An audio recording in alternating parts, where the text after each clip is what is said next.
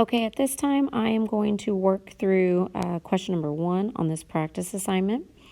The main purpose of this particular example is to make sure that you understand how to execute the guess process properly, and to introduce the concept of using our list of givens and our unknown to help us pick the right equation, because now we have 5 different equations to pick from.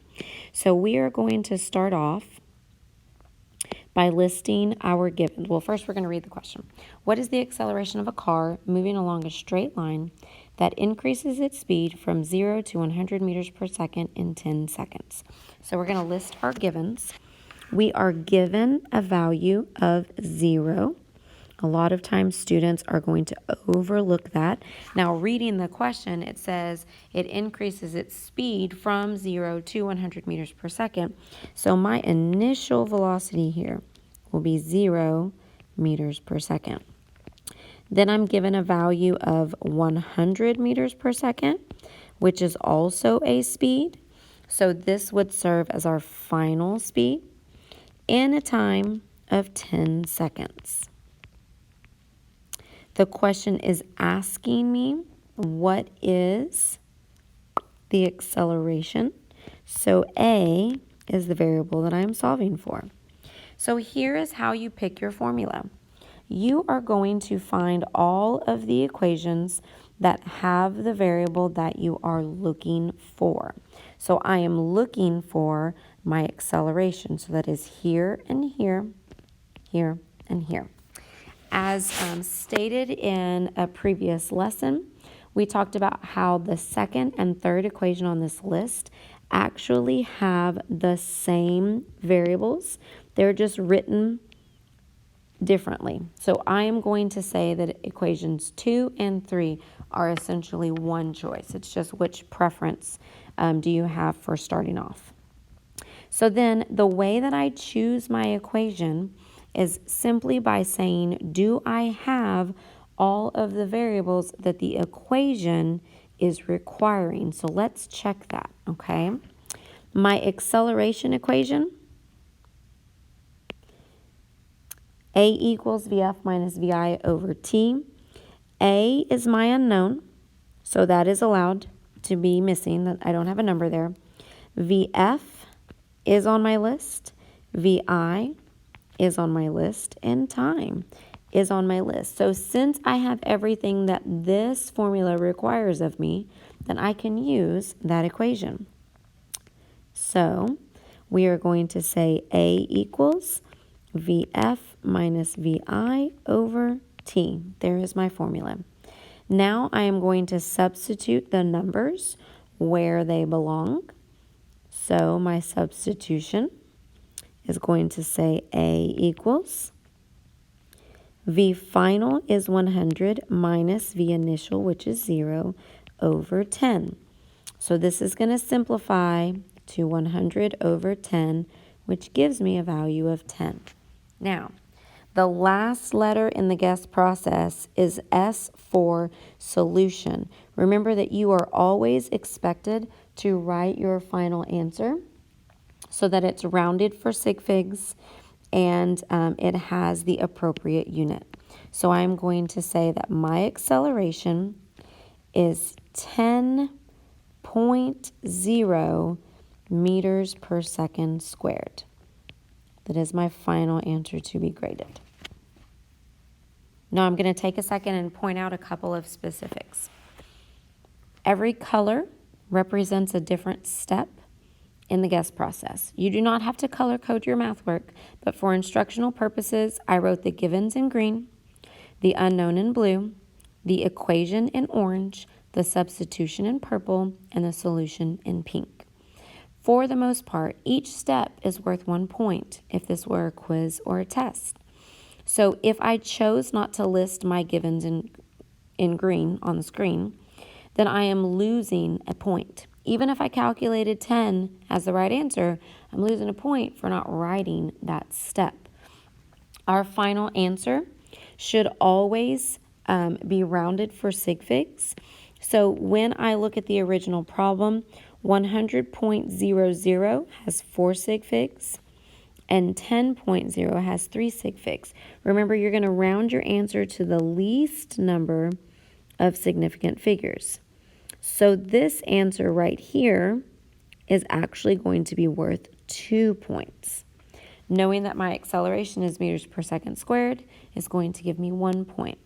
Now, as you do this assignment, you may be tempted to not write down the equation for each of the practice problems. Please understand that if this were a quiz or a test, if you chose not to write A equals VF minus VI over T, and you went from your list of givens and unknown to just substitution, you would be losing a point.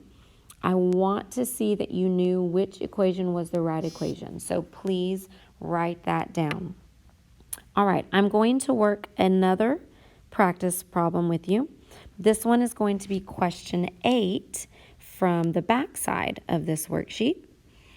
And this time I'm not going to bother color coding, I'm just going to work through the problem, okay? So it says a car accelerates from rest at a rate of 8.1 meters per second squared. How much time does it take the car to travel a distance of 65 meters? So we are going to say that, number one, we're going to identify everything that we are given. The car goes from rest at a rate of 8.1 for a distance of 65 meters. Those are the facts. So my car accelerates from rest. This means my initial velocity is 0. A lot of students miss those zeros when they're written or expressed in words, so read carefully. My rate of 8.1 meters per second squared makes this my acceleration. How much time does it take the car to travel a distance of 65 meters? This will be the letter D in your math work. Distance and displacement are both going to substitute as the letter D in our equations. These equations technically solve for the displacement, but in this case the car is traveling forward in a straight line, so distance and displacement are the same.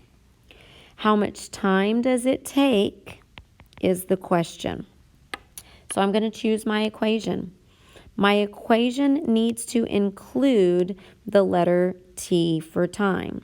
So we are going to say time is in equation 1, 2, and 3, which remember I'm going to collectively call 2, 3. And it is in equation number 4. So we have eliminated the fifth equation. Here is a fact that I need you to understand. I don't believe I've stated this yet. When we are choosing our formula, if my object is experiencing an acceleration, then I must choose an equation that has an acceleration in it. So I am not going to choose equation number 1 because this does not have a place for me to substitute in that acceleration rate. The fact that the car is accelerating means I must consider the changing speed in my math work, okay? So we have eliminated equation 1. Equation 5 was not an option in this case.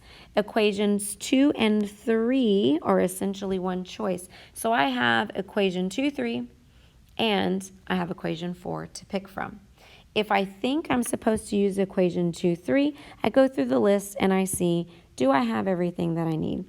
I'm going to choose to use equation 3 to check off my list. VF is not on my list. VI is on my list. Acceleration is on my list, and time is my unknown. So I cannot use equation 2 or 3 because I am missing the final velocity. So D is on my list. VI, T is my unknown, A, and once again, T is my unknown. Now, before you get concerned because I have 2 unknowns, they represent the same variable. This is time, the same time in both cases. So that is the equation that I will use. So D equals VIT plus 1/2 AT squared. There is my formula, okay? Now I'm going to substitute. 65 equals, this is going to be 0 times T plus 1/2 AT squared.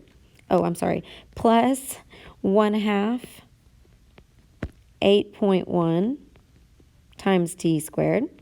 So When you recognize that you are multiplying time by the number 0, I hope you understand that this whole thing is going to simplify to a value of 0. So I'm going to have 65 equals 0 plus blah, blah, blah, blah, blah. I don't need to continue writing that 0 in there, but somewhere in your math work, I want you to indicate that you understood that that value became a 0 and then it became irrelevant. So I'm going to rewrite this equation so that it's simplified.